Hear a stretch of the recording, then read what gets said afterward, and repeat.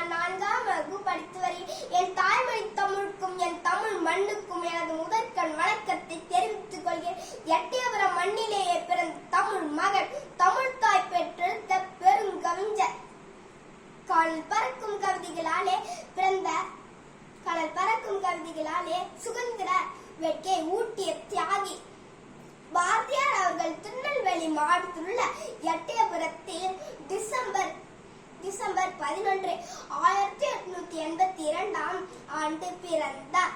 இவரது தந்தை பெயர் சின்னசாமி ஐயர், தாயார் பெயர் லட்சுமி அம்மாள். இவருக்கு 11 வயது